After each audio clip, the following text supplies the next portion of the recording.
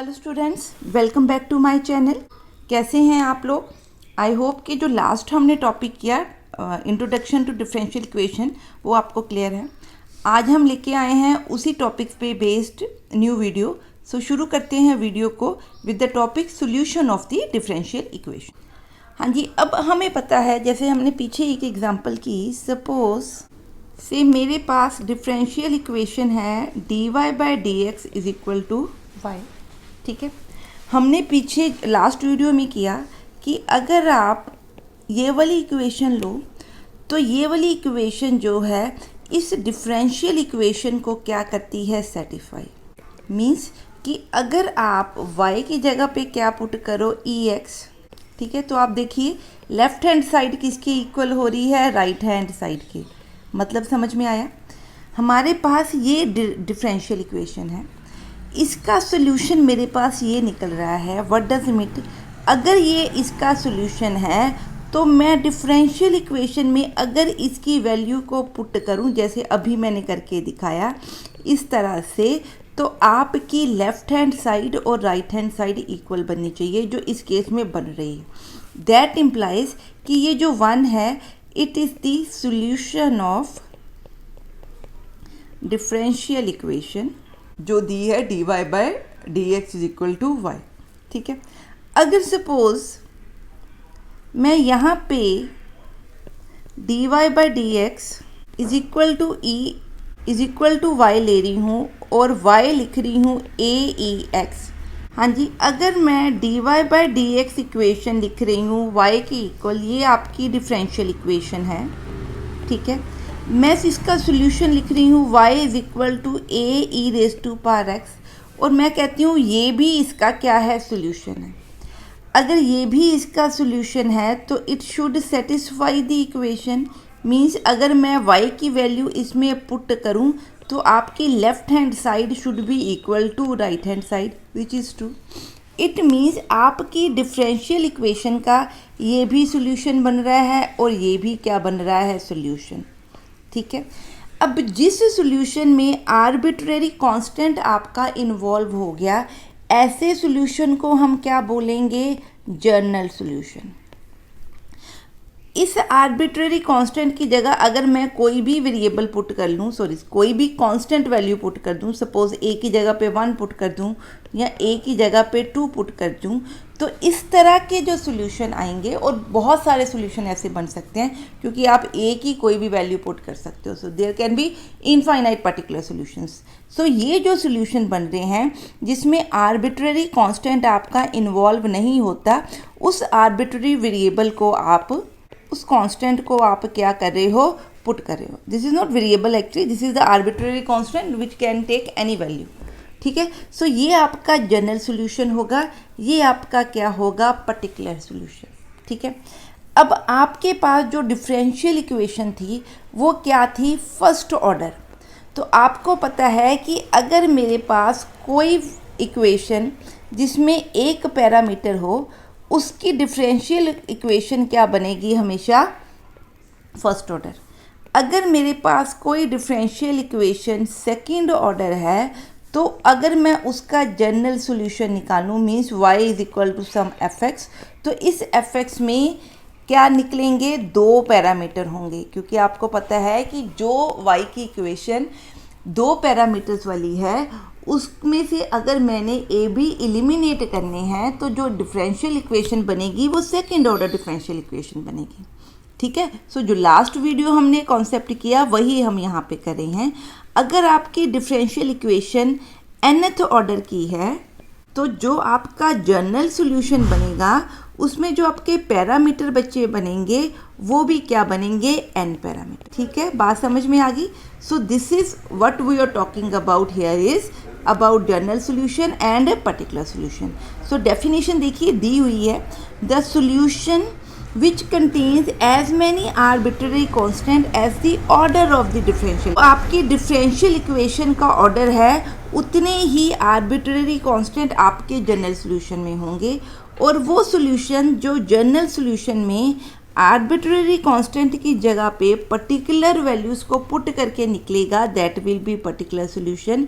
And we can have many particular solution but we will have one general solution.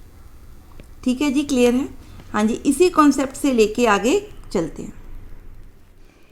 हाँ जी, solution of differential equation से related एक दो सम देखते हैं। So first सम देखिए क्या कहता है, शो दैट कि ये जो y आपको दिया हुआ है it is a solution of this differential equation. ठीक है, अगर ये इसका सोल्यूशन है, ठीक है, तो इट मीन्स कि अगर मैं इसको ट्वाइस डिफरेंशिएट करूं, क्योंकि इसमें कितने पैरामीटर्स हैं, 2 पैरामीटर, ये जनरल सोल्यूशन बन रहा है। ठीक है, सो अगर 2 पैरामीटर एलिमिनेट करूंगी तो मेरा जो डिफरेंशिएशन है वो सेकंड ऑर्डर डेरिवेटिव निकलेगा। सो इट मीन्स मेरे को इसको कितने टाइम्स डिफरेंशिएट करना है, 2 टाइम्स। अगर उसकी डिफरेंशिएशन के बाद जो इक्वेशन आ रही है वो इसके इक्वलेंट बन जाए तो क्या कहूँगी कि y is the solution of this. ठीक है जी, क्लियर? सो लेके किसको चलना है, सोल्यूशन को। अब इसको हम डिफरेंशिएट करेंगे with respect to x। Let's see what's the answer. हाँ जी, ये आपका dy बाई dx बन गया। अब इसको फिर एक बार डिफरेंशिएट कर रहे हैं with respect to x। So we will get d2y dx2 is equal to minus a cos log x over square x square minus b sine log x over x square. So यहाँ से -1 over x square अगर मैं common निकाल लूँ तो अंदर बन रहा है a cos log x plus b sine log x। ठीक है, क्लियर है? सो अगर मैं इसकी जगह पे बच्चे क्या लिख दूँ, y। ठीक है, यहाँ से सो ये क्या बना, minus y square x square d x square. ठीक है, क्लियर है? ये बात समझ में आ गई? हाँ जी, ये x जो है इसको हम लेफ्ट हैंड साइड पे लेके जा रहे हैं। अब इस जो इक्वेशन है इसको again we are going to differentiate. ठीक है, इस इक्वेशन को करेंगे, इसको नहीं कर रहे। ठीक है, क्लियर है? सो इस इक्वेशन को सॉल्व करके डिफरेंशिएट करें तो आंसर बन रहा है x d2y dx2 plus dy by dx। ठीक है, x का derivative 1 is equal to minus a cos log x over x minus b sine log x over x। ठीक है, ये x को फिर इधर लेके जाऊंगी, so it will become d2y dx2 plus x dy dx is equal to, या minus बच्चे यहाँ से कॉमन निकाल लूँ तो ये ऊपर वाली टर्म y बन जाएगी। So it will become minus y. So यहाँ से देखिए ये आपकी क्या बन रही है, वही डिफरेंशियल इक्वेशन।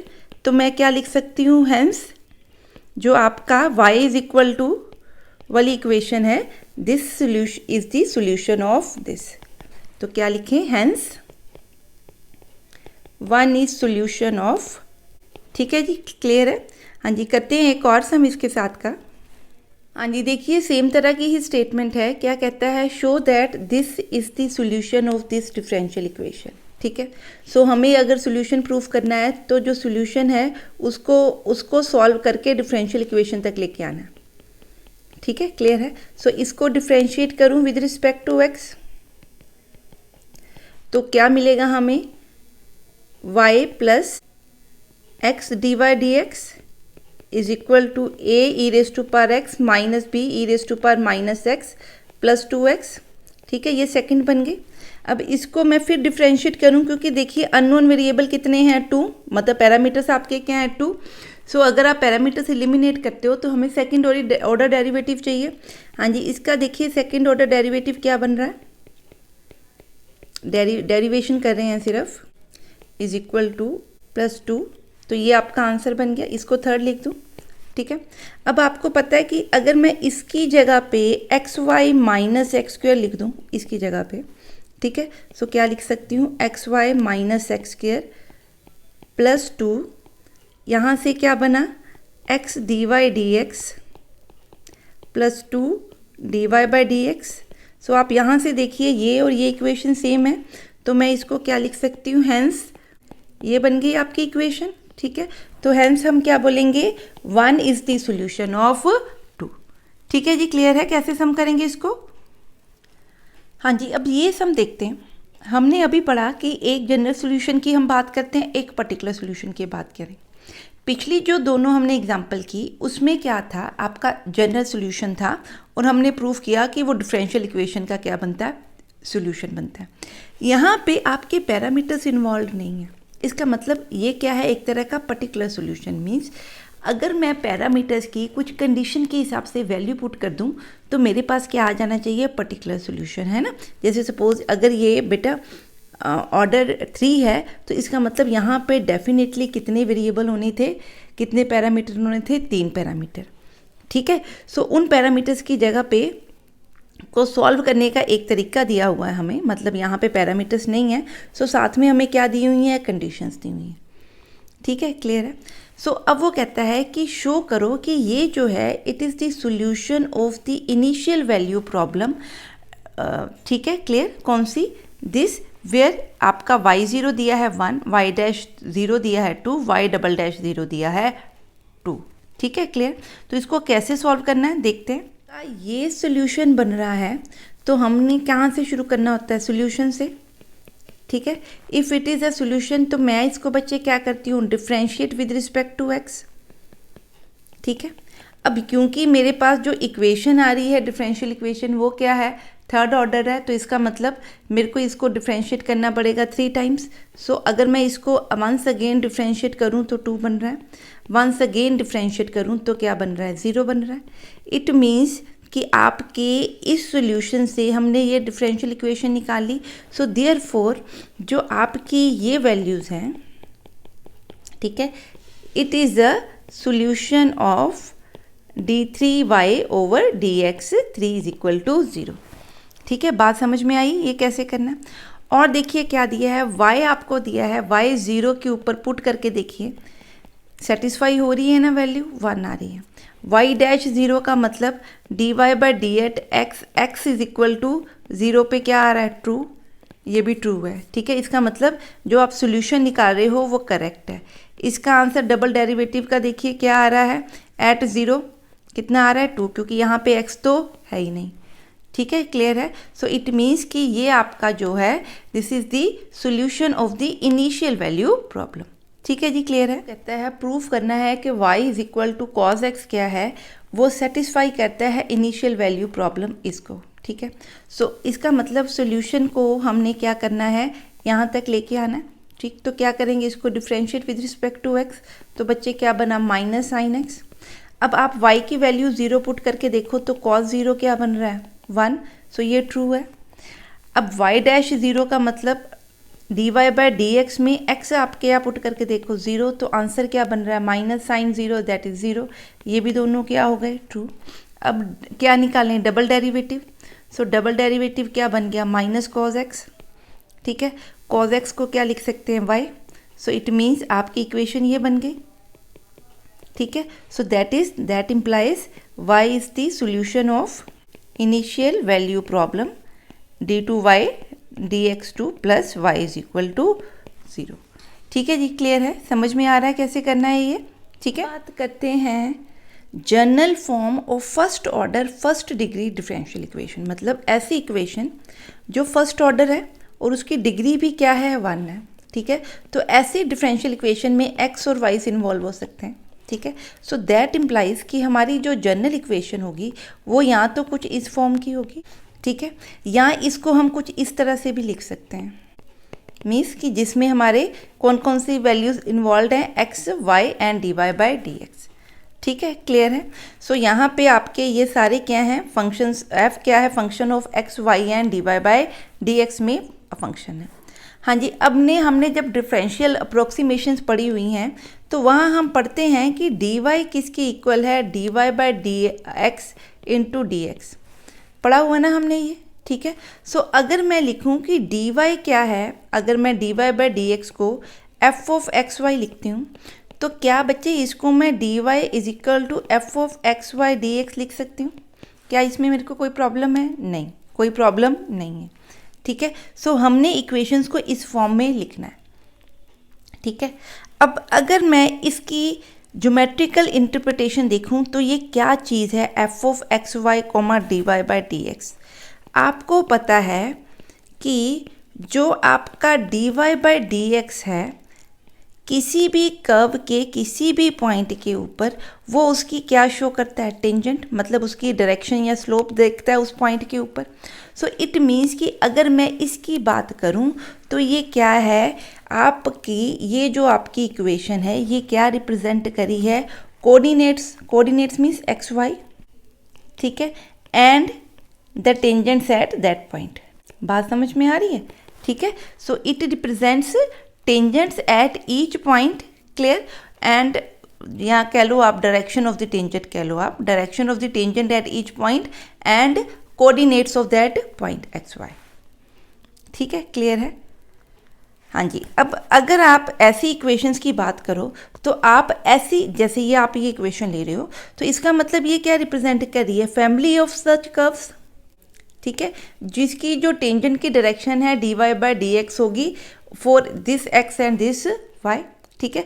तो ये क्या करी है, फैमिली ऑफ इक्वेशंस को रिप्रेजेंट करी है, ठीक है, क्लियर है। सो इसको हम और क्या लिख सकते हैं, आपको पता है कि अगर ये इक्वेशन है तो अगर आपकी y is equal to some fx होगी तो उसमें कितने पैरामीटर इन्वॉल्व होंगे, 1 पैरामीटर, ठीक है।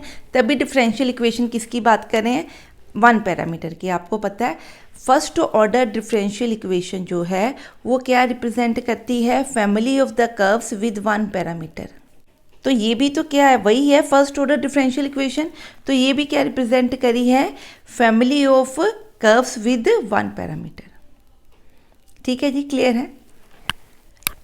हाँ जी, अब अगर मैंने इनका सोल्यूशन निकालना, अभी तो हमने सम किए, जैसे y is equal to e x दिया, तो मैंने बोला कि इसका जो है सोल्यूशन आपका क्या है, ये इस डिफरेंशियल इक्वेशन का सोल्यूशन क्या बनता है, ये। अब हमें सोल्यूशन दिया नहीं होगा, हमने क्या है, डिफरेंशियल इक्वेशन दी है, हमने उसका क्या निकालना है, सोल्यूशन निकालना है। तो अब हम उल्टा कर रहे हैं, पहले सोल्यूशन दिया था, सोल्यूशन से कहाँ पे आ रहे थे, डिफरेंशियल इक्वेशन पे। अब हमें सिर्फ डिफरेंशियल इक्वेशन दी है, वहाँ से हमने किस पे आना है, सोल्यूशन पे। तो पहले बात करेंगे first order first degree equations की। करेंगे differential equation of the form dy by D x is equal to f x और dy by dx is equal to fy. So differential equations in one variable separable form, या differential equations reducible to the variable separable form, या अगर हम बात करें homogeneous equations की या linear differential equations की। So इस तरह की equations को अगर हमने solve करना है, ठीक है, तो मेरे पास अलग अलग क्या है, ways है, ठीक है। So पहले हम क्या कर रहे हैं, ये वाला मेथड, क्या कि अगर मेरे पास डिफरेंशियल इक्वेशन किस फॉर्म में दी है, dy by D x can be represented in the form of F of x, जो कि यहाँ पे क्या है, फंक्शन ऑफ एक्स ओनली। तो मैं इसको बच्चे कैसे लिख सकती हूँ, dy is equal to f of x into d x. So मैं अगर इसके हर तरफ क्या कर दूँ, इंटीग्रेट कर दूँ, ठीक है, तो मेरे को क्या मिलेगा, y is equal to integration of f x plus some constant. तो ये आपके पास इक्वेशन बन जाएगी। ये जो इक्वेशन है ये क्या है, general solution of the differential equation, ठीक है। कई बार हमें कोई कंडीशन दी होती है तो उस कंडीशन से आप क्या निकाल सकते हो, c। तो अगर आपका c सपोज a के इक्वल या सम c1 के इक्वल निकल गया, तो अगर आप उस c1 की वैल्यू पुट कर देते हो 2 3 4 वट एवर इट इज़, तो ये आपकी क्या बन जाएगी, पर्टिकुलर सॉल्यूशन, ठीक है। करते हैं कुछ एग्जांपल्स के साथ इसको। अब इस डिफरेंशियल इक्वेशन का हमने क्या निकालना है, सॉल्यूशन, ठीक है। अब यहाँ देखो कि पहले आपने इक्वेशन को देखना है कि वो dy by D x in terms of x निकल सकता है, सॉरी यहाँ पे नहीं है ये, ठीक है, ये इस तरफ है लेफ्ट हैंड साइड पे। सो अगर निकल सकता है तो हम निकाल लें। हम क्या निकाल रहे हैं, dy by D x is equal to e x minus e race to power minus x, e race to power x plus e race to power minus x. Can we write is in this form, ठीक है, dy एक तरफ और dx इसके साथ कर दिया, ठीक है, इसमें कोई प्रॉब्लम नहीं। अब मैं इसको क्या करूँ, इंटीग्रेट ऑन बोथ साइड्स, यहाँ ऊपर लिखना है आपने इंटीग्रेट ऑन बोथ साइड्स। तो क्या होगा, इसका भी इंटेग्रल, ठीक है, और इसका भी इंटेग्रल। इसका इंटेग्रल तो आपको पता y होता है क्योंकि यहाँ पे 1 है और इंटेग्रल कर रहे हैं dy के विद रिस्पेक्ट टू। सो यहाँ पे आप देखिए, अगर मैं इसकी जगह पे t लिख लूँ और इसको डिफ्रेंशिएट करूं तो मेरा बन रहा है ये, ठीक है। सो इसका मतलब इसकी जगह पे मैं क्या लिख सकती हूँ, 1/t/dt प्लस सी, सॉरी, ठीक है। तो यहाँ से अगर मैं इसका आंसर निकालूँ तो क्या बनता है, log t प्लस सी, ठीक है। सो t की जगह पे क्या पुट कर दूँ दोबारा से value, so it will be y is equal to log ex minus, sorry plus है, plus e raise to power minus x plus सी। तो ये आपका क्या बन गया, general solution of the equation of the differential equation, ठीक है जी, clear है। हाँ जी, अब ये सम देखते हैं। यहाँ पे देखिए डी वाई आपका क्या बन रहा है, sine cube x cos square x plus x e raise to power x into d x. So मैं इसका इंटेग्रल ले सकती हूँ, so integrate it on both sides. So अंदर मैं इनकी इंटीग्रेशन सेपरेट कर रही हूँ, ठीक है। सो आपको पता है कि अगर मैं x को क्या पुट कर लूँ, सपोज अगर मैं cos x को क्या पुट कर दूँ t, इसकी इंटीग्रेशन की बात कर रही हूँ, ये तो y बन गया इज इक्वल टू, इसको सॉल्व करने की कोशिश कर रहे हैं, ठीक है। तो अलग अलग सॉल्व करते हैं। cos x को t पुट कर दिया तो minus sine x d x is equal to क्या बन गया, डी टी, ठीक है। सो यहाँ पे बच्चे क्या बन गया, माइनस साइन एक्स स्क्वायर, ठीक है, into cos square x into minus sine x d x को माइनस डी टी लिख दूँ। अब ये जो आपके साइन एक्स हैं इनको सॉल्व कर दूँ सबको, ठीक है, क्लियर है। सो ये यहाँ पे प्लस है तो ये साइन स्क्वायर को क्या लिख सकती हूँ, 1 माइनस कॉस स्क्वायर एक्स मतलब 1 minus t square, cos square को क्या लिखूँ, टी स्क्वायर, साथ में माइनस डी टी आ गया। तो बच्चे इसको सॉल्व करें तो ये बना t raise to power 4 minus t square d t. अब इसको सॉल्व करो तो ये बना t raise to power 5/5 minus t raise to power 3/3। So t की वैल्यू क्या है, कॉज, तो ये बना कॉज 5/5 प्लस, सॉरी माइनस है, minus cos raise to power 3/3 plus some constant आना है वो बाद में लिखेंगे, ठीक है, क्लियर है। अब क्योंकि ये फर्स्ट ऑर्डर डेरिवेटिव है तो कांस्टेंट एक ही आएगा या पैरामीटर एक ही आएगा, उसको आप कुछ भी लिख लो, वो मैं लिख लेती हूँ प्लस। अब इसको इंटीग्रेट करना है, ठीक है। अब आपको पता है इसको कैसे इंटीग्रेट करते होते थे हम, दिस, ठीक है, into e raise to power x minus क्या करते थे, इसका डेरिवेटिव आ गया into e raise to power minus x. ये आपने मेथड पढ़ा होगा जब हम फैक्टर्स करते हैं कि एक का डेरिवेटिव लेते हैं और दूसरे का क्या लेते हैं, इंटेग्रल। सो ये एक्स ले लिया, इसका डेरिवेटिव ले लिया, माइनस क्या किया, जो नहीं लिया था उस x का क्या ले लिया, डेरिवेटिव, इनटू जो ये डेरिवेटिव है उसका एक बार इंटीग्रल, ठीक है। ये आपने किया हुआ है, this you can do it, ठीक।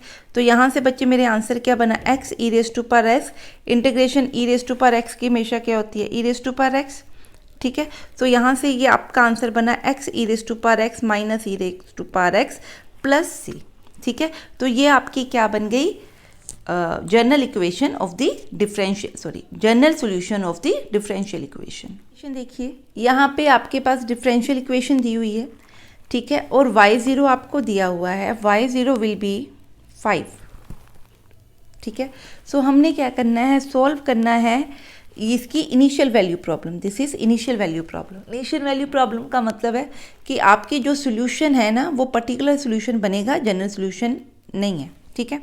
पर हमारे पास डिफरेंशियल इक्वेशन से पहले जनरल लिख लेगा, फिर जो आपको कंडीशन दी है, यहाँ पे ये कंडीशन है, वो कंडीशन पुट करके आप क्या निकाल सकते हो, अननोन पैरामीटर, ठीक है।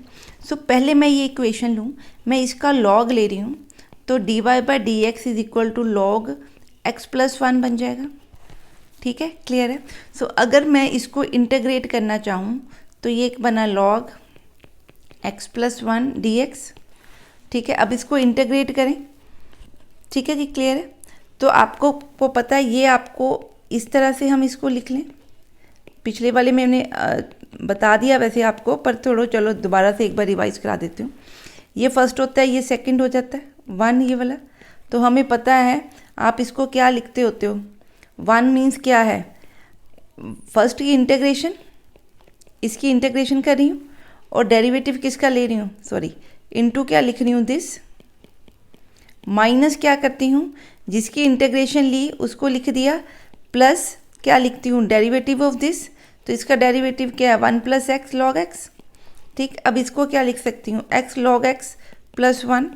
अब ऊपर नीचे सेम करने के लिए किससे माइनस कर दूँ, इससे माइनस भी कर देती हूँ और प्लस भी कर दिया। अब इसको सॉल्व करना तो बहुत ही ईजी है, क्या बना ये 1 माइनस दिस। अब इसको सॉल्व करें तो ये बना x log mod x plus 1, mod इसलिए लिखा है क्योंकि हमें पॉजिटिव वैल्यू सिर्फ चाहिए, माइनस क्या किया x प्लस क्या लिखा log x प्लस 1। ठीक है, प्लस क्या है पैरामीटर आपका c। अब यहाँ पे वो कहता है ये आपका क्या बन गया, y बन गया। ठीक है, इंटीग्रेट करके क्या बन गया, y। अब वो कहता है y at x is equal to 0। अगर मैं x को क्या पुट करूँ 0, तो ये भी 0 है, ये भी 0 है, और ये भी क्या बना log 1, ये भी क्या बना 0। ठीक है, it means y at x is equal to 0 मेरा क्या बन रहा है 0 प्लस सी। पर गिवन क्या है 0 प्लस सी किसके इक्वल है, किसके इक्वल दिया हुआ है 5 के इक्वल। तो यहाँ से बच्चे आपका c किसके इक्वल आ गया 5 के।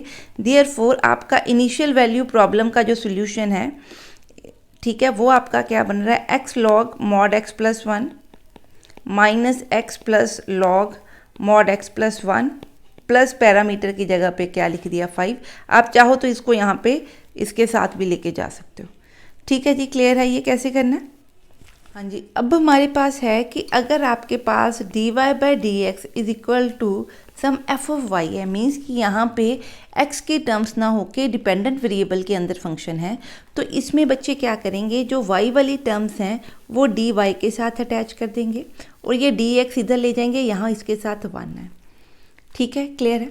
सो जब आप इसको इंटीग्रेट करना चाहते हो, ठीक है, तो जब इसको इंटीग्रेट करेंगे तो ये कुछ इस तरह से बन जाएगा। ठीक है, सो यहाँ से जो भी सॉल्यूशन आएगा वो किसका आएगा, x का। ठीक है, तो इसकी इंटीग्रेशन का आंसर x है। सो x प्लस सम कांस्टेंट कर दो या कांस्टेंट यहाँ लिख दो, कोई फ़र्क नहीं पड़ता। सो यहाँ से जो भी आपका सॉल्व होके आएगा ये बच्चे आपका क्या बनेगा, सॉल्यूशन। ठीक है, किसका, डिफरेंशियल इक्वेशन का। ठीक है जी, क्लियर है। क्या दिया है, डिफरेंशियल इक्वेशन दी है, पर यहाँ पे जो डिफरेंशियल इक्वेशन है वो क्या है, इन टर्म्स ऑफ y। तो मैं dy के साथ बच्चे y वाली सारी टर्म्स ले जाऊंगी, ठीक है, और dx को एक तरफ कर दूंगी। ठीक है, इसमें तो कोई प्रॉब्लम नहीं, इसके साथ 1 है। अब मैं इसको इंटीग्रेट कर सकती हूँ, नो प्रॉब्लम। ठीक है, अब इसको सॉल्व कीजिए, वाई स्क्वायर को इंटीग्रेट करेंगे तो y cube by 3 plus sine को इंटीग्रेट करेंगे तो minus cos x is equal to, इसको इंटीग्रेट किया तो x प्लस क्या लिखेंगे, कांस्टेंट। तो ये आपका क्या निकल आएगा, सॉल्यूशन। ठीक है, बहुत ही सिंपल है। अगर dy है तो y की टर्म्स के साथ dy को अटैच करो, अगर fx काइंड ऑफ फंक्शन बन रहा है तो dx के साथ उन वैल्यूज़ को अटैच करके फिर इंटीग्रेट करो। है कि solve the initial value problem. ठीक है, इनिशियल वैल्यू प्रॉब्लम मतलब इसका जो हम अब सोल्यूशन निकालेंगे वो पर्टिकुलर सोल्यूशन होगा। ठीक है, क्लियर है। अब आपको क्या दिया हुआ है यहाँ पे, जो आपकी ये वाली टर्म्स हैं ये सारी वाई स्क्वायर में है। ठीक है, सो मैं इसको सारे को कहाँ पे ले जाऊँ, वाई के साथ, डी वाई के साथ मीन्स, और यहाँ पे क्या लिखा, -2 dx, -2 dx। अब इसको इंटीग्रेट करें, इसको इंटीग्रेट करेंगे तो ये बनेगा -2 + 1 over -2 + 1 is equal to -2x plus सी। तो यहाँ से बन गया आपका -1 by y is equal to -2x plus सी। ठीक है, अब इस केस में if y of 1 is equal to 1 at x is equal to 1 होता है ना, मतलब ये x क्या है आपका 1। सो अगर मैं x को 1 पुट करूँ और y को भी 1 पुट करूँ तो बच्चे आपका c किसके इक्वल आ रहा है, 1 के इक्वल। ठीक है, देयरफॉर आपकी जो सोल्यूशन है वो सोल्यूशन तो ये था, पर इसमें मैंने c की वैल्यू क्या पुट कर दी, 1। तो इसको सॉल्व करें तो आंसर है y -2xy plus 1 is equal to 0। So this is the solution of this equation, मतलब ये क्या है, आपकी कर्व है। ठीक है जी। अब क्या दिया है कि आपकी जो dy बाई डी एक्स है उसमें अकेला x भी नहीं है, मतलब उसकी इक्वेशन में अकेला y भी नहीं है, both the variables are involve. So ये इक्वेशन क्या है, f ऑफ एक्स वाई। पर अगर ये सेपरेबल फॉर्म में है, सेपरेबल फॉर्म मीन्स कि मैं इसको कुछ इस तरह से लिख पाऊँ, f डैश की जगह g लिख लेती हूँ, इसको hx लिख लेती हूँ, मीन्स कि dx के साथ x वाली टर्म्स एसोसिएट कर पाऊँ और dy के साथ y वाली टर्म्स एसोसिएट कर पाऊँ। ठीक है। सो जहाँ पे इन दोनों के कॉम्बिनेशन से ये बन रहा है, ठीक है। तो अगर सेपरेबल फॉर्म है तो ये इस तरह से लेके आपने इसकी क्या कर देनी है, इंटीग्रेशन, ठीक है। सो सम करके देखते हैं क्या कह रहे हैं हम। हाँ जी, यहाँ देखिए आपकी जो इक्वेशन है वो dx एंड dy में है। मैं इसको सॉल्व कर रही हूँ बच्चे। सो सॉल्व करने के लिए मैं जो माइनस वाली टर्म के साथ एसोसिएटेड वैल्यूज़ हैं उनको एक तरफ रख रही हूँ, ठीक है, और दूसरी राइट हैंड साइड, एक लेफ्ट हैंड साइड। अब यहाँ dx है, सो मैं करूँ dx के साथ सिर्फ x वाली टर्म्स रखूँ और dy के साथ सिर्फ y वाली टर्म्स रखूँ। तो अगर मैं इसको सॉल्व करूँ तो ये कुछ इस तरह से बन सकता है, देखिए ज़रा, sine y over 1 plus cos y, इसके साथ dy आ जाएगा। सो इसका मतलब ये क्या बन गई, टर्म्स इन x, और ये क्या बन गई, टर्म्स इन y। अब मैं इनको इंटीग्रेट कर सकती हूँ, अब मेरे को कोई प्रॉब्लम नहीं है। सो अब मैं क्या करूँ, इंटीग्रेट ऑन बोथ साइड्स। तो क्या आएगा, integrate cos x 1 plus sine x is equal to sine y 1 plus cos y dy, ठीक है। अब आपको पता है 1 प्लस साइन एक्स का जो डेरिवेटिव होता है वो किसके इक्वल होता है, कॉस एक्स के इक्वल, ठीक है। तो ये एक्चुअली बना आपका log 1 plus sine x is equal to, यहाँ पे एक माइनस लगाना पड़ेगा, एक माइनस बाहर लगा देती हूँ। तो अब इसका आप डेरिवेटिव देखो तो ये बनना चाहिए। तो इसका मतलब मेरे पास आंसर क्या है, minus log 1 plus cos y plus c. बात समझ में आई कैसे करेंगे। So this is the solution for your differential equation. So ये वो फैमिली ऑफ कर्व है जो आपके डिफरेंशियल इक्वेशन को क्या करेगी, सेटिस्फाई करेगी, ठीक है जी, क्लियर है। हाँ जी, आप चाहो तो इसको फर्दर भी सॉल्व कर सकते हो। मैं मॉड इसलिए लिख रही हूँ क्योंकि ये पॉजिटिव वैल्यूज़ होनी चाहिए और इसका कोई पर्पस नहीं है। इसको इधर ले जाओ, इज इक्वल टू दिस, तो इसकी पावर मैंने क्या कर दिया, ई कर दी, इसको ऐसे लिख दिया, is equal to e raise to power c. E raise to power c will again be some constant, ठीक है। तो इस तरह से भी आप इसको सॉल्व करके इक्वेशन को लिख सकते हो। हाँ जी, अब यहाँ देखिए, यहाँ पे उसने ये वैल्यूज़ दी हुई हैं, x is equal to 1, y is equal to 1, means कि जब x आपका 1 है तो y की वैल्यू आपकी क्या बन रही है, 1, ठीक है, क्लियर है। सो अगर ये आपकी डिफरेंशियल इक्वेशन है, सो इसको मैं सॉल्व क्या कर रही हूँ, x की टर्म्स अलग कर रही हूँ और y की टर्म्स अलग कर रही हूँ। कैसे करूँगी, 1 plus log x d x is equal to minus d y. D y के साथ जो ये x है वो नीचे लेके आ रही हूँ और यहाँ पे जो 1 प्लस वाई स्क्वायर था वो यहाँ पे ले आती हूँ, ठीक है, क्लियर है। अगर मैं 1 प्लस लॉग एक्स को t लिख लूँ तो इसका डेरिवेटिव क्या बनेगा मेरे पास, is equal to d t, ठीक है। इसका मतलब इसकी जगह पे मैं डी टी लिख सकती हूँ, ठीक है। तो मैं यहाँ पे क्या लिखूँ, t log d t is equal to minus, यहाँ पे ये क्या है जी, tan इसको लिख सकते हैं ना, ये 1 प्लस ये क्या है, इसको कुछ भी लिख दो, tan लिख दो, tan थीटा लिख के सॉल्व कर दो, या सीधे ही आपको इसका आंसर पता है क्या होता है। फार्मूला हमने पढ़ा हुआ है, 1 ओवर ए स्क्वायर प्लस बी स्क्वायर का इंटीग्रेशन हम कैसे करते हैं, बस वही हमने यहाँ पे फार्मूला अप्लाई करने लगे हैं। स्क्वायर बाय 2, ये t एक्चुअली है क्या आपका 1 प्लस लॉग एक्स ना, ठीक है। सो ये आपका क्या tan में फार्मूला होता है, तो ये क्या बनेगा, minus tan inverse y by 1, ठीक है, प्लस क्या बन गया c, ठीक है, क्लियर। सो ये टी स्क्वायर की वैल्यू को मैं पुट कर रही हूँ अब 1 plus log x by 2 is equal to minus tan inverse y plus सी, ठीक है। अब यहाँ पे x को अगर मैं 1 पुट करूँ तो y को भी क्या पुट करना चाहिए, 1। x को 1 किया तो log 1 इज 0, ठीक है। सो log 1 0, तो यहाँ पे 0 by 2 is equal to minus y की tan की जगह पे मैंने 1 पुट किया प्लस क्या बना c, ठीक है। सो यहाँ से बच्चे अगर आप देखो तो tan इनवर्स 1 क्या होता है, माइनस पाई बाय 4, ठीक है। तो आपका c क्या बन गया, 1 बाई 2 प्लस पाई बाय 4, ठीक है। सो ये वैल्यू आप इस इक्वेशन में क्या कर सकते हो, पुट, तो ये आपका क्या बन गया, सॉल्यूशन। ये आपका बच्चे क्या बना, सॉल्यूशन, ठीक है जी। समझ में आ गया सम कैसे करेंगे। हाँ जी, अब ये देखिए y minus x d y by D x क्या बना है, a y square d y by D x, इसको आपने सॉल्व करना है, तो इसका सोल्यूशन निकालना है। जनरल सोल्यूशन की बात करें सो पहले देखें कि y सेपरेबल हो रहा है कि नहीं। सो पहले क्या करूं, जो dy बाई डी एक्स वाली टर्म्स है ना उनको एक तरफ कर दूं, ठीक है। So it will be a plus x d y by D x, ठीक है। और y वाली टर्म्स एक तरफ कर दी। अब x के साथ एसोसिएट कर दिया x वाली टर्म्स और y के साथ एसोसिएट कर दी y वाली टर्म्स, ठीक है। अब ये अगर आप इसको इंटीग्रेट करो तो अब आप इसको इंटीग्रेट कर सकते हो, कोई प्रॉब्लम नहीं है। सकते हैं this will be 1 minus a y d Y.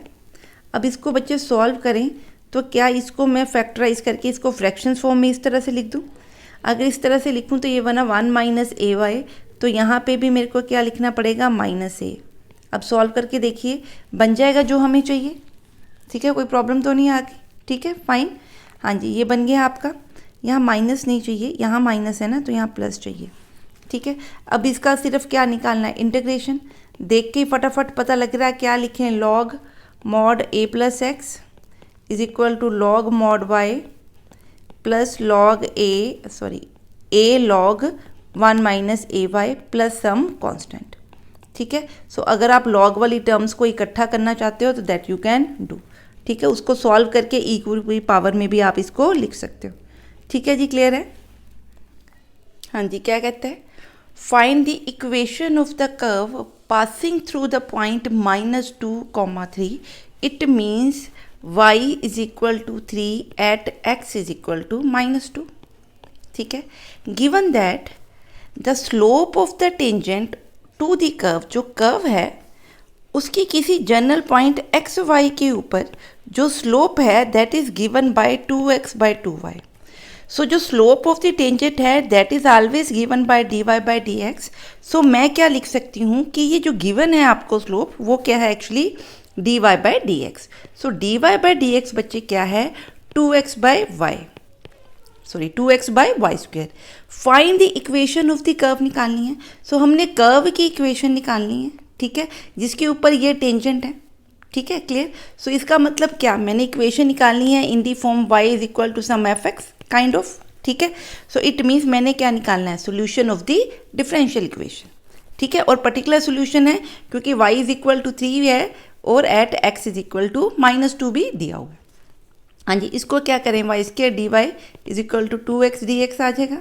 तो यहाँ से सॉल्व करें तो ये तो बहुत ही सिंपल है, क्या बना, x square plus C.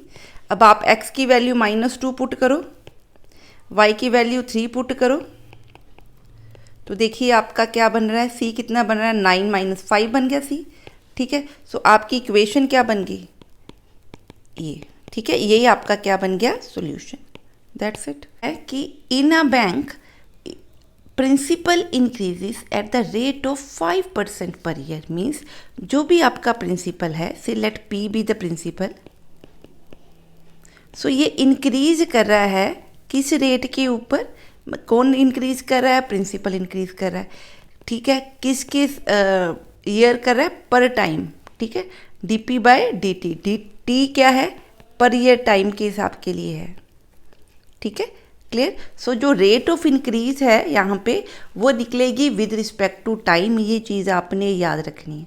So यहाँ पे क्या दिया है, actually increase principal increases at the rate of 5% per year. Means dp by dt किसके इक्वल है, 5%। 5% मीन्स 5/100 ऑफ p। कौन बढ़ रहा है, प्रिंसिपल, ठीक है, क्लियर है। सो इतना ये इंक्रीज है, यहाँ इसको हम क्या बोलते हैं, this is the change in p per year, ठीक है। सो ये चीज़ उसने दी है, पहले ध्यान से पढ़ना है उसने क्या दिया, ठीक है, क्लियर है। सो कहता है in how many years 1000 doubles itself, ठीक है। मीन्स कि अगर मेरा p क्या दिया हुआ है, p क्या दिया हुआ है, 1000 दिया है, तो मैंने क्या निकालना है, टाइम निकालना है कि कितने टाइम्स में ये जो p है ये कितना बन जाएगा, 2000 बन जाएगा, ठीक है। मेरी बात समझ में आ रही है। सो फर्स्ट ईयर प्रिंसिपल आपका मतलब टाइम जब भी 0 था तो प्रिंसिपल 100 है, जो टाइम आपका t हो गया तो प्रिंसिपल 2000 हो गया। तो मैंने ये ईयर्स क्या करने हैं, फाइंड। अगर मेरी इक्वेशन p और t की फॉर्म में आ जाए ठीक है। तो वहाँ पे मैं यहाँ पे इन ये वैल्यूज़ को पुट करके क्या कर सकती हूँ, प्रॉब्लम को सॉल्व। सो इसलिए पहले आपने देखना है कि इक्वेशन क्या है, फिर उसको प्रॉब्लम को सॉल्व करने की कोशिश करनी। अब यहाँ उसने कहीं नहीं लिखा कि डिफरेंशियल इक्वेशन को सॉल्व करो, पर इसका सोल्यूशन निकले ही गए कब, जब आप टी को निकालोगे इन टर्म्स ऑफ पी। ठीक है जी, क्लियर है। सो यहाँ से अगर मैं इसको डिफ्रेंशिएट करना चाहूँ बच्चे, तो ये बना 20/p dp is equal to dt। So इसको सॉल्व करो तो ये बना log p, इंटेग्रल कर रही हूँ actually, 20 is equal to t plus सी। ठीक है, क्लियर है, समझ में आ गई इतनी बात। अब यहाँ से ये बन गया आपका 20 log p is equal to T plus C. अब उसने क्या दिया, ये हमारे पास आ गया। अब वो कहता है कि जब t की वैल्यू 0 थी, t की वैल्यू 0 का मतलब इनिशियली आपका प्रिंसिपल कितना था, 1000। जब t 0 है तो p कितना है बच्चे, 1000। यहाँ से आप किसकी वैल्यू निकलेगी, c की। ये बना 20 log 1000 is equal to 0 plus C. So इसका मतलब c की वैल्यू क्या बन गई, 20 log 1000। सो मैं अगर इस इक्वेशन में पुट करूँ c 20 log 1000, इसमें पुट करूँ, इसको मैं सॉल्व कर सकती हूँ ना। अब तो ये कुछ इस तरह से आपका बन गया। ठीक है, तो ये बन गया t raise to power 20, t/20 is equal to p 1000। ठीक है, इसका लॉग, अब इसकी एक्सपोनेंशियल कर दूँ ताकि लॉग यहाँ से हट जाए। तो इक्वेशन क्या बन जाएगी आपकी, p is equal to e raise to power t/20 into 1000। ठीक है, इक्वेशन समझ में आई कैसे बनाई हमने। ये आपका पर्टिकुलर सोल्यूशन है। अब वो कहता है in how many years the principal will double, means if principal आपका 1000 की जगह पे 2000 मैं पुट कर दूँ, तो इसमें इक्वेशन में पुट करने से आपका क्या निकलना चाहिए, t। ये सॉल्व किया बच्चे, 2 बन गया। 2 is equal to e raise to power t raise to power 20, इसको क्या लिखूँ, log 2 is equal to t/20। तो ये बना 20 log 2 is equal to t। ठीक है, सो अगर आप ये पुट कर दो, आप यहाँ से ये 20 को यहाँ ऊपर लेके जा सकते हो, यहाँ log 2 की वैल्यू पुट कर लो। ठीक है, log 2 की वैल्यू 1.4 समथिंग होती है, तो वहाँ से आपका आंसर आ सकता है। ठीक है जी, क्लियर है। हाँ जी, अब देखिए at any point x Y of the curve the slope of the tangent. यहाँ पे जो स्लोप है किसी एक गिवन पॉइंट पे, given means sorry any general point पे, it is twice the slope of the line segment. ये किसी और लाइन सेगमेंट की स्लोप का क्या है, ट्वाइस। ठीक है, सो इट मीन्स ये जो स्लोप है आपकी कर्व की, that is dy/dx, it is twice the line segment. कौन सा line segment, joining the point of contact. Point of contact means ये वाला पॉइंट जिसके ऊपर आप टेंजेंट ड्रॉ कर रहे हो। ठीक है, टू द पॉइंट -4, -3 मीन्स इस लाइन की जो स्लोप आ रही है और इस लाइन की स्लोप, इस स्लोप का ट्वाइस करूँ तो क्या बनती है, dy/dx।